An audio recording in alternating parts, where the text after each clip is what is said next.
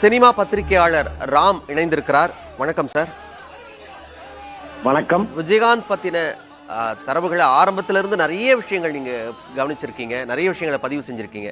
அவரை பத்தின நினைவுகளை பகிர்ந்துக்கோங்க சார். வணக்கம்மா. என் பேர் ராம்ஜி. நான் கிட்டத்தட்ட 38 வருடமா பத்திரிகை துறையில இருக்கேன்.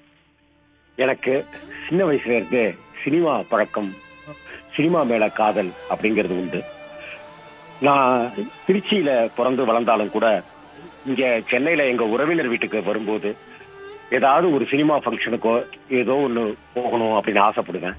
அப்படி என் வாழ்க்கையில நான் பார்த்த முதல் திரைப்பட விழாங்கிறது விஜயகாந்த் அவர்களுடைய சட்டம் ஒரு இருட்டறை அப்படிங்கிற படத்தினுடைய 101வது நாள் விழா நடந்துச்சு. அன்னைக்கு விஜயகாந்த் சாரை பார்த்தோம், அவர்கிட்ட பேசணும், அவர் பேசுறத கேட்டோம். பாக்யராஜ் சார் தான் அதுக்கு விருந்தினரா இருந்தார். அதை அடுத்து சரி, அதற்கு முன்னாடியில இருந்தும் சரி, அவருடைய ஒவ்வொரு வளர்ச்சியுமே அவருடைய தனிப்பட்ட வளர்ச்சியாவே நான் பார்க்கல. ஒரு சினிமாவை தூக்கிட்டு போற, சினிமாவை அடுத்த கட்டத்துக்கு வாழ வைக்கிற ஒரு வளர்ச்சியா தான் விஜயகாந்தோட வளர்ச்சி இருந்தது. அவர் நடிகர் சங்கத்துல தலைவரா இருந்தாருன்னா அவருடைய வளர்ச்சி மட்டும் இல்ல, அவருடைய தீரத்தினாலையும் வீரத்தினாலையும் திறமையினாலையும் நடிகர் சங்கத்தை எங்கேயோ ஒரு உயரத்துக்கு கொண்டு போனார்.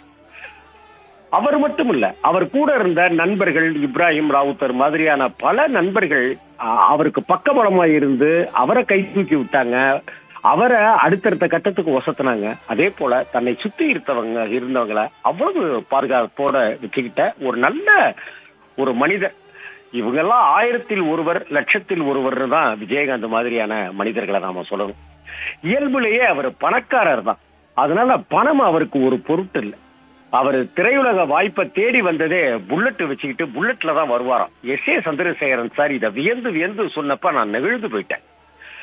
தேடி போனாலும் உதவி செய்யாத இந்த உலகத்துல கஸ்தூரி ராஜா அவர்கள், தனுஷ் அவருடைய அப்பா, கஸ்தூரி ராஜா அவர்கள் வீட்டுக்கு தேடி போய் இன்னைக்கு தனுஷுடைய அக்கா டாக்டரா இருக்காங்கனாக்கா அதுக்கு விஜயகாந்த் சார் தான் காரணம், அவர் செய்த உதவிகள் தான் காரணம். இப்படி ஒருத்தருடைய உதவியை செய்ய சொல்றதுக்கே இந்த வாழ்நாள் பத்தாது.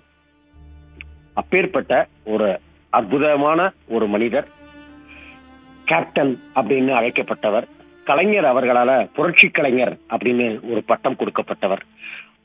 நடிகை வடிவுக்கரசி அம்மா அவங்கள விஜயகாந்த் சாரை வச்சு படம் எடுத்தப்ப ஏற்பட்ட அனுபவங்கள் எல்லாம் சொல்லும் போது, வாங்குற அட்வான்ஸ், கொடுக்கிற சம்பளம், நடிக்கிறதுக்காக வாங்குற சம்பளத்தை எல்லாத்தையும் அங்க அவரை தேடி வரவங்க, புகைப்படம் எடுத்துக்க வரவங்க, அவங்க கஷ்டத்தை சொல்றவங்களுக்கு எல்லாம் கொடுத்துருவாங்க. அப்படி ஒரு மனிதர் எல்லாம் இங்க பெரிய பார்க்க, நம்ம எம்ஜிஆர் மாதிரியானவர்களை நம்ம வியந்துகிட்டு இருக்கோம். நம்ம கண்ணுக்கு முன்னாடி கடந்த 30-35 வருடங்களுக்கு மேல அப்படி ஒருத்தன் வாழ்ந்திருக்கான். இதெல்லாம் இப்படிலாம் ஒருத்தன் வாழ முடியுமானாக்கா அதுக்கு ஒரு ரோல் மாடல், ஆகச்சிறந்த மனிதர் தான்மா கேப்டன் விஜயகாந்த். அவருடைய மறைவுங்கிறது அவருடைய ரசிகர்கள், அவருடைய கட்சி அப்படின்ட்டுலாம் சுருக்கிக்கவே என்னால முடியல, என்னாலேயே பேச முடியல. அவருடைய ஆத்மா சாந்தி அடையணும். அவருடைய தொண்டர்களுக்கு எப்படி ஆறுதல் சொல்றது அப்படிங்கறதா எனக்கு தெரியல. நீங்க சொன்ன மாதிரி கேட்காமலேயே உதவி செய்யக்கூடிய குணம் படைத்தவர் அப்படின்னு சொல்லியிருக்கேன். தன்னுடைய உடல் நலன்ல அவர் அக்கறை செலுத்துவார், தொடர்ச்சியாவே அதை பராமரிக்கணும். சரியாங்கிறதுதான் உண்மை. நான் அவருடைய 80கள்ல நீங்க ஒரே வருடத்துல 18-19 படங்கள் நடித்து கொடுத்திருக்காரு. அவருடைய திரையுலக வாழ்க்கையை எடுத்து பார்த்துக்கிட்டோம்னா பல பல புதிய தயாரிப்பாளர்கள், சின்ன சின்ன டைரக்டர்கள், இன்னைக்கெல்லாம் நம்ம தமிழ் பிலிம் இன்ஸ்டிடியூட் ஸ்டூடெண்ட்ஸ் அப்படின்னு இன்னைக்கு கௌரவமா சொல்றோம். தமிழ் சினிமா வரலாற்றிலேயே பிலிம் இன்ஸ்டிடியூட்னாக்க ஏட்டு சுரைக்காய் கறிக்கு உதவாதுங்கிறது போலதான் இங்க சினிமா அவங்களை ஏளனமா பார்த்துச்சு. அந்த சமயத்துல ஊமை விழிகள் அப்படிங்கிற படம், ஆபாவானன் முதலான இந்த டீம் விஜயகாந்த் போய் தான் அடைக்கலமானாங்க. என்னால ரொம்ப பேச முடியல, மனசு ரொம்ப கனத்து இருக்கு. நம்ம குடும்பத்துல யாரோ ஒருத்தர் இறந்துட்டாக்க நம்ம எந்த அளவுக்கு துக்கத்துல இருப்போமோ, நாம நெருங்கி பழகி அவருடைய ஸ்பரிசம், அந்த காத்து, மூச்சு காத்து நம்ம பேர்ல பட்டுச்சுனாக்க, அப்படி ஒருத்தர் இறந்து போயிட்டாருன்னா எந்த அளவுக்கு கவலைப்படுமோ அப்படிதான் இருக்கு. என்னுடைய துக்கத்துல நான் அப்படிதான் இருக்கிறேன். ஏன்னா நான் ஒரு சினிமாவை நேசிக்கிறவன் மட்டும் இல்ல, மனிதர்களை நேசிக்கிறவன். ராம்ஜி சார், நன்றி.